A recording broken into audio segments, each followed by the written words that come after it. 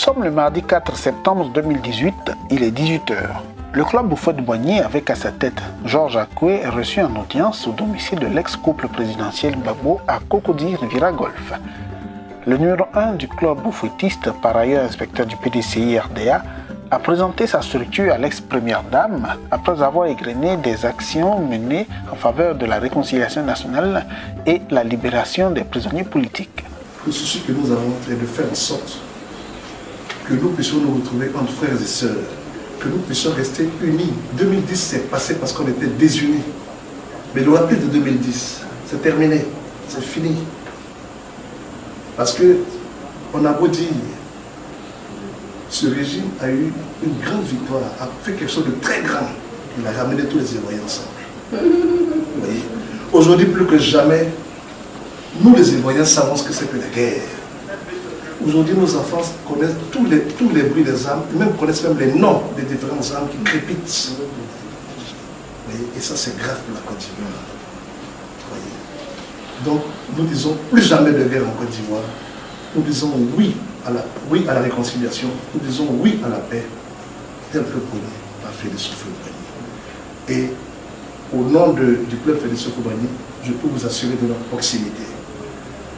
Considérez-nous comme vos frères et sœurs.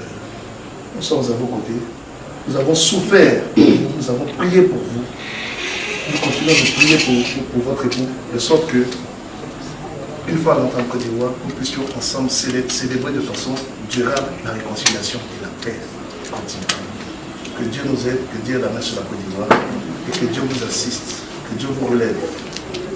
Merci madame. Pour démontrer son soutien, le club a offert un bélier la somme de 500 000 francs CFA à Mme Simone Gbagbo. Émue par cette deuxième visite de personnes proches du PDCI RDA, Simone Gbagbo s'est dite prête à fructifier cette nouvelle relation avec ses opposants d'hier, car elle est partie prenante à une réconciliation vraie entre les Ivoiriens afin de ramener l'esprit de paix qui a longtemps caractérisé notre pays. Au sortir de cette audience, M. Léonard Sériborgé, membre d'honneur du club qui pérennise les valeurs du père fondateur, a dit sa joie de revoir Mme Gbagbo, enfin libre après 7 ans de détention. J'ai adhéré au club parce que l'idée était de faire sortir du thé pour qu'on libère tous nos prisonniers politiques. C'est à cela que j'ai admiré, félicité et encouragé les jeunes gens. Pourquoi j'ai aimé ce mouvement, de libérer les prisonniers politiques de ma position. Et j'étais heureux, très heureux, ému. Maintenant, la tendance est apaisée. On reste mis en Côte d'Ivoire et je remercie Dieu pour cette libération. Donc là, vous êtes venu voir la première dame. Qu'est-ce qu'on doit retenir de votre rencontre?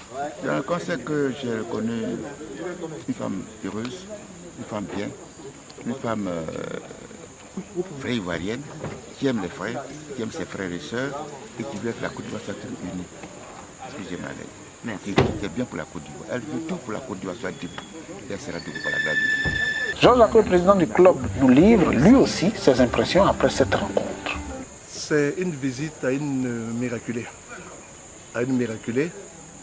Cette dame, cette grande dame, comme je l'ai dit tout à l'heure, est ressuscitée. Elle est ressortie, n'est-ce pas, de la mort pour revenir vers nous, vers la vie. Et nous avons trouvé tout à fait normal de venir la saluer pour bénir le nom de Dieu et puis lui remonter le moral, lui apporter notre proximité, de sorte à l'aider à remonter rapidement après toutes ces grandes épreuves qu'elle a subies. Depuis son arrestation à Odiené jusqu'à son transfèrement à l'école de gendarmerie à Abidjan.